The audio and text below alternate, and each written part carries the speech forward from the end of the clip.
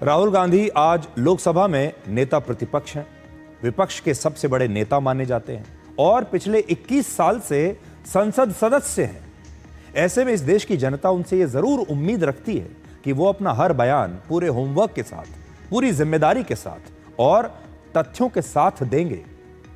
पिछले 8 वर्षों में लगभग हर साल राहुल गांधी ने कम से कम एक बयान ऐसा जरूर दिया है, साल में एक, अगर उसका औसत निकालें, जो बाद में झूठा साबित हुआ और जब मामला सुप्रीम कोर्ट में पहुंचा तो वहां से भी उन्हें सिर्फ फटकार मिली। राहुल गांधी के साथ यह पहली बार नहीं हुआ जब उन्होंने बिना सबूतों के आधार पर कोई बड़ा आरोप लगा दिया हो और फिर मीडिया से शिकायत करते हैं कि मीडिया हमारे आरोप को चलाता नहीं, मीडिया सवाल नहीं पूछता। अब हम आपको राहुल गांधी के ऐसे दूसरे झूठे बयानों की पूरी क्रमवार जानकारी, अंग्रेजी में जिसे क्रोनोलॉजी कहते हैं, वो बताते हैं। आज मैं उन बयानों के कुछ सबूत लेकर आया हूं, क्योंकि राहुल गांधी को सबूत मांगने का बहुत शौक है, तो उनके सामने सबूत भी रख देते हैं। तो देखिए, इसी साल अप्रैल में सुप्रीम कोर्ट ने वीर सावरकर के अपमान के मामले में राहुल गांधी से कहा था कि स्वतंत्रता सेनानियों के साथ आपका इस तरह का व्यवहार ठीक नहीं है। तब भी सुप्रीम कोर्ट से उन्हें यह नसीहत मिली वीर सावरकर के मामले में।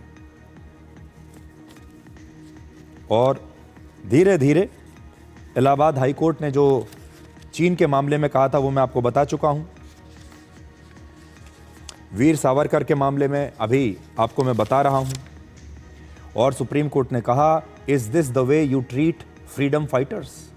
ऐसा सुप्रीम कोर्ट ने वीर सावरकर के मामले में कहा।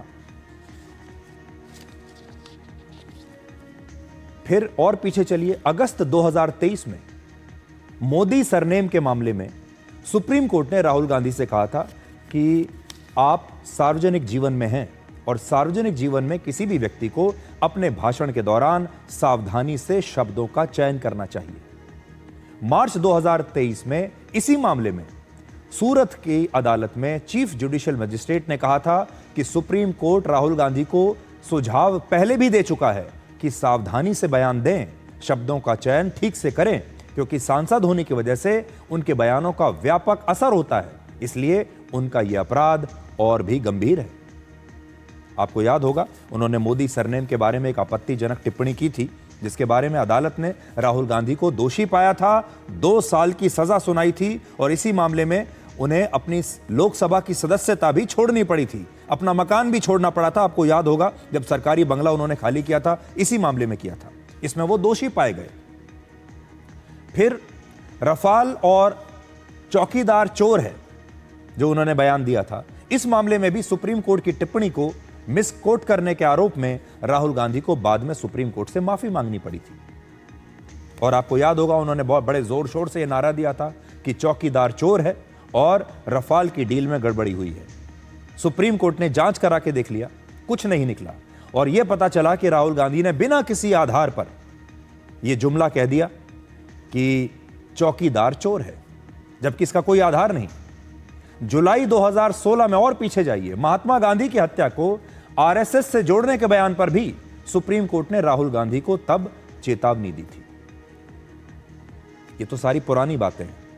अब आपको आज के दौर में लेकर आते हैं। अभी सिर्फ 2 दिन पहले राहुल गांधी ने देश के पूर्व वित्त मंत्री अरुण जेटली के बारे में कहा कि अरुण जेटली ने कृषि कानूनों का विरोध करने के मामले पर राहुल गांधी को धमकाया था और यह कहा था कि अगर उन्होंने कृषि कानून के मामले में विरोध जारी रखा तो सरकार को उनके खिलाफ कार्रवाई करनी पड़ेगी। यह धमकाने के लिए अरुण जेटली राहुल गांधी को मिलने के लिए आए थे।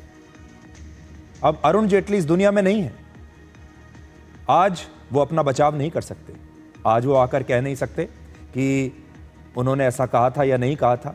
और राहुल गांधी ने बड़ी चालाकी से अरुण जेटली के नाम पर यह बयान दे दिया। आप देखिए पहले कि उन्होंने क्या कहा था। I remember when I was fighting the farm laws, and he's not here anymore, so really I shouldn't say it, but I will. And Arun Jaitley ji was sent to me to threaten me.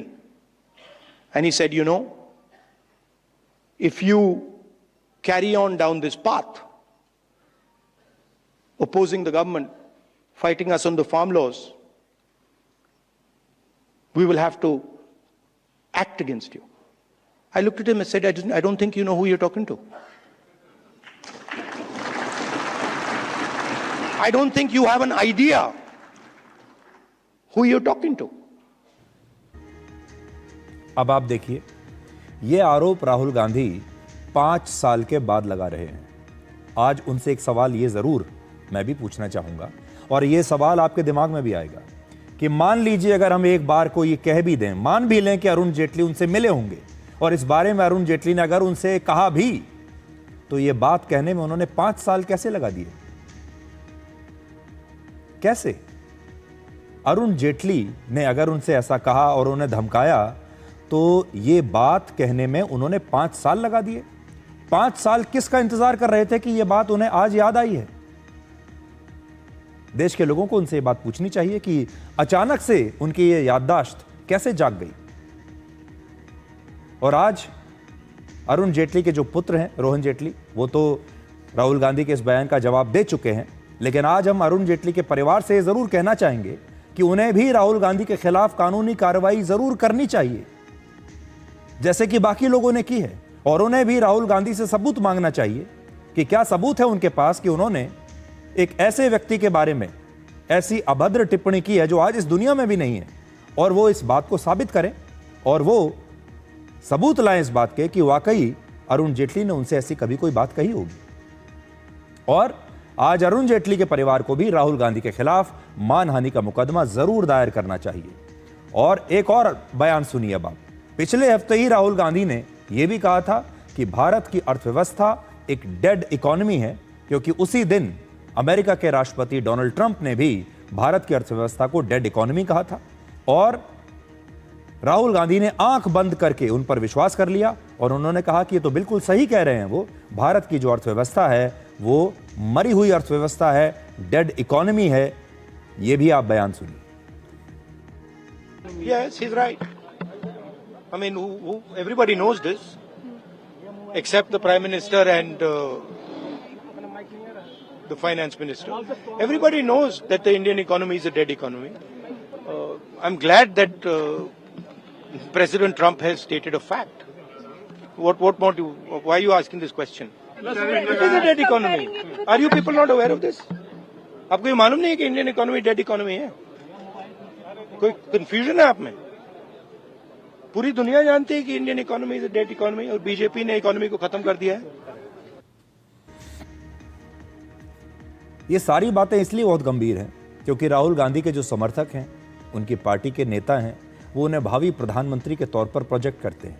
वो कहते हैं कि राहुल गांधी अगले प्रधानमंत्री हैं, प्रधानमंत्री पद के वो सबसे बड़े दावेदार हैं। अब आप सोचिए, अगर राहुल गांधी प्रधानमंत्री बन गए तो क्या देश उनसे सारे सबूत नहीं मांगेगा? अगर वो ये कहते हैं कि इस देश की अर्थव्यवस्था मृत है, मर चुकी है, किस आधार पर कह रहे हैं? क्या वो आंकड़ों के जरिए इसे साबित कर सकते हैं? अब हम उनका एक और फैक्ट चेक करते हैं, और वो भी देखिए आज के नए आंकड़ों के साथ। इंटरनेशनल मॉनेटरी फंड यानी आईएमएफ ने जुलाई में दुनिया भर की अर्थव्यवस्था के बढ़ने की गति को लेकर नई रिपोर्ट जारी की कि दुनिया भर में जो देश हैं, उनकी जो अर्थव्यवस्थाएं हैं, उनका जो जीडीपी ग्रोथ रेट है वो किस हिसाब से बढ़ने वाला है। तो वर्ष 2024 में भारत की अर्थव्यवस्था दुनिया में सबसे तेजी से बढ़ी थी। ये आईएमएफ के आंकड़े हैं, मेरे आंकड़े नहीं हैं, और इन पर तो राहुल गांधी को विश्वास करना ही पड़ेगा। फिर इस साल यानी वर्ष 2025 और फिर अगले साल 2026 में भी भारतीय अर्थव्यवस्था की वृद्धि दर दुनिया भर में सबसे तेज बनी रहेगी। ये आईएमएफ का आंकड़ा है और उनका आकलन है। ये दुनिया भर के देश किस गति से आगे बढ़ेंगे, उनकी इकोनॉमी कैसे आगे बढ़ेगी, आपकी स्क्रीन पर है। भारत को आप देखिए कहां भारत खड़ा हुआ है। 6.4% जीडीपी ग्रोथ रेट भारत का बताया गया है। और अमेरिका, जिसके राष्ट्रपति कहते हैं कि भारत की इकोनॉमी डेड इकोनॉमी है, उसकी अपनी जीडीपी ग्रोथ रेट जरा देखिए, वो है 1.9%। अमेरिका के राष्ट्रपति डोनाल्ड ट्रंप के बयानों पर राहुल गांधी आंख बंद करके भरोसा कर रहे हैं, जबकि उसी अमेरिका की जीडीपी वृद्धि दर भारत से काफी पीछे है। ये स्क्रीन पर आप आज देख सकते हैं। और मैं एक पेपर भी लेकर आया हूं, world economic outlook growth projections. ये वो पेपर है जिसका एक आंकड़ा अभी मैंने आपकी स्क्रीन पर दिखाया था, और इसमें देखिए साफ साफ लिखा हुआ है 2024 में यूनाइटेड स्टेट्स की जो जीडीपी ग्रोथ रेट है वो थी 2.8%, 2025 में अनुमान है 1.9% और 2026 में है 2%। और भारत 2024 में 6.5%, 2025 में 6.4% और 2026 में अनुमान है 6.4% की जीडीपी ग्रोथ रेट के साथ भारत बढ़ता रहेगा। और दुनिया भर की जो बड़ी इकोनॉमीज हैं, बड़े बड़े जो देश हैं, उनकी सूची मेरे पास है, उसमें सबसे ज्यादा जीडीपी ग्रोथ रेट भारत का है। इसलिए राहुल गांधी को यह चुनौती जरूर दी जानी चाहिए कि किस आधार पर, किन आंकड़ों के आधार पर वो ये कह रहे हैं कि भारत की अर्थव्यवस्था अब मर चुकी है। जैसे जैसे देश की अर्थव्यवस्था बढ़ रही है, वैसे वैसे राहुल गांधी का इन्वेस्टमेंट भी कैसे बढ़ रहा है, जरा ये भी आप देखिए। बड़ी इंटरेस्टिंग केस स्टडी है। अगर हमारी अर्थव्यवस्था इतनी बुरी है तो इसी अर्थव्यवस्था में राहुल गांधी जो अपना पैसा इन्वेस्ट कर रहे हैं वो कैसे बढ़ रहा है। तो आज वो जिस डेड इकोनॉमी में अपना इन्वेस्टमेंट कर रहे हैं, उसी डेड इकोनॉमी में पिछले 10 वर्षों में राहुल गांधी का निवेश यानी इन्वेस्टमेंट 10 गुना बढ़ चुका है। तो आज मेरे पास वो पेपर भी है, ये देखिए। ये मेरे हाथ में राहुल गांधी का चुनावी हलफनामा है, जैसे आप कहते हैं एफिडेविट। इसके मुताबिक 2014 में राहुल गांधी का बॉन्ड्स में, डिबेंचर्स में, म्यूचुअल फंड्स में और शेयर्स में 83 लाख रुपए का निवेश था। और 2024 में यह निवेश बढ़कर 83 लाख से 8 करोड़ से ज्यादा का हो गया। और मैं आपको बता रहा हूं, देखिए 2014 में उन्होंने बताया 83,18,153 रुपए उन्होंने लगाए हुए हैं, इन्वेस्ट किए हैं। और अब मैं अगर उनका यही 83 लाख कहां पहुंच गए, ये 83 लाख आज 8 करोड़ 32 लाख हो चुके हैं। डेड इकोनॉमी में देखिए राहुल गांधी का पैसा कैसे बढ़ रहा है। 10 वर्षों में राहुल गांधी का निवेश लगभग 10 गुना बढ़ गया।